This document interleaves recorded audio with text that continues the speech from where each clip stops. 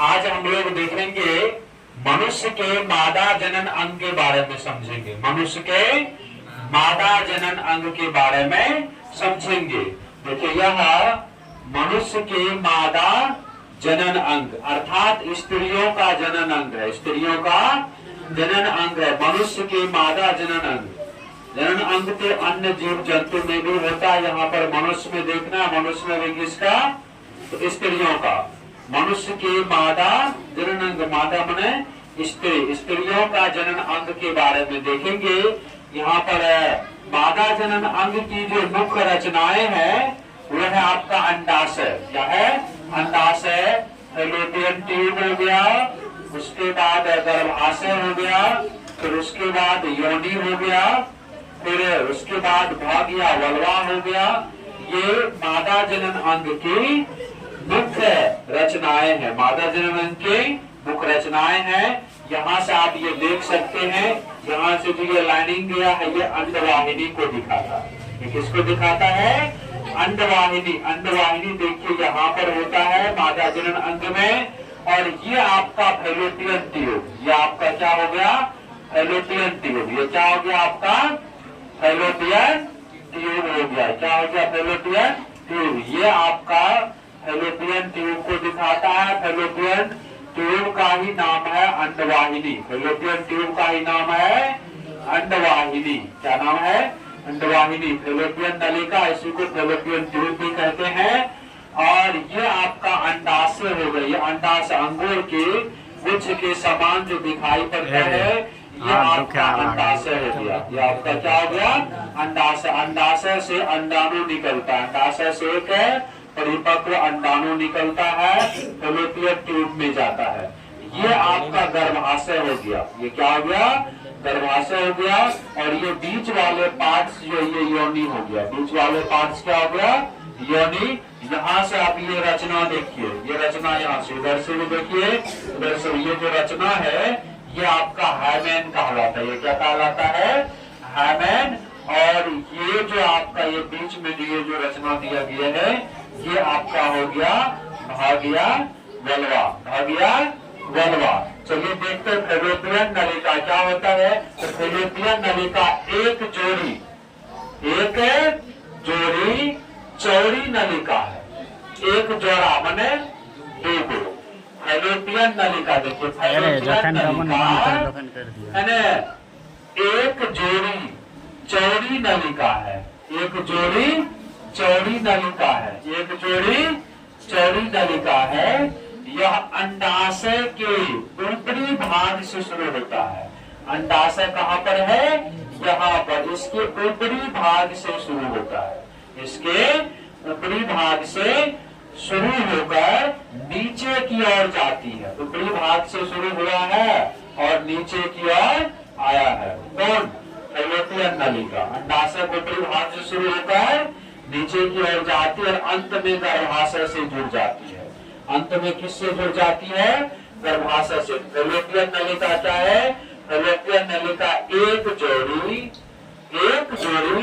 चौड़ी नलिका है जो अंडाशय के ऊपरी भाग से शुरू होकर नीचे की ओर जाती है और अंत में गर्भाशय से जुड़ जाती है। अंत में गर्भाशय से क्या होता है? जुड़ जाती है। अब उसके बाद गर्भाशय क्या है? देखिए गर्भाशय मोटी दीवार वाली पेशीय थैली के समान लगभग त्रिकोण रचना है। ये गर्भाशय देख रहे कैसे लग रहा है आपको? त्रिकोण रचना जैसे लग रहा है। गर्भाशय कैसे लग रहा है? त्रिकोण रचना। गर्भाशय मोटी दीवार वाली, कैसी दीवार वाली? मोटी दीवार वाली पेशीय थैली के समान लगभग त्रिकोण रचना है जिसका ऊपर का भाग चौड़ा होता है। ऊपर का भाग क्या होता है? चौड़ा होता है। ऊपर का भाग क्या होता है? चौड़ा होता है। उसके बाद देखिए फिर कहता अंडाशय। प्रत्येक स्त्री में एक जोड़ा अंडाशय पाया जाता है। प्रत्येक स्त्री में कितना जोड़ा अंडाशय होता है? एक जोड़ा है। ये एक हो गया और एक इधर हो गया। दोनों तरफ होता है। एक तरफ इधर और एक तरफ इधर होता है। इसी अंडाशय से एक परिपक्व अंडाणु परिपक्व अंडाणु है ना मासी के जो रजोधर्म जो चलता है उसके ठीक 14वें दिन निकलता है। जिस दिन लास्ट दिन होता है मेंस्ट्रुएशन साइकिल का, जिस दिन खत्म हो जाता है, जिस दिन खत्म होता है उस दिन से, खत्म होने के बाद से जिस दिन खत्म हुआ उस दिन से ठीक 14वां दिन, उस दिन से ठीक 14वां दिन जो है इसी अंडाशय से एक परिपक्व अंडाणु, अंडा के आकार का, अंडाणु कैसा होता है अंडा के आकार का, ये कब निकलता है जब मेंस्ट्रुएशन साइकिल अर्थात पीरियड जब खत्म हो जाता है ना, खत्म होने के बाद उस दिन, जिस दिन खत्म होता है उस दिन से ठीक 14वां दिन एक परिपक्व अंडाणु इसी अंडाशय से निकलता है, फैलोपियन नलिका में जाता है। तो आप कहेगा देखिए एक इधर है और एक इधर है, क्या प्रत्येक महीना दोनों में से निकल के जाता है? प्रत्येक महीना दोनों में से निकल के जाता है? नहीं जाता है, दोनों में से निकलता तो एक का एक गोलन हो जाएगा जी, केवल एक ही परिपक्व अंडाणु 14वां दिन निकलता है। तो क्या होता है ये बारी बारी से जाता है, एक बार जो है इससे निकल के गया तो अगले महीना जो होगा या फिर जो होंगे नया साइकिल चालू होगा तो फिर अगले महीना इससे निकल करके जाए। फिर एक बार इससे अंडाणु निकलेगा, फिर एक बार इससे अंडाणु निकलेगा।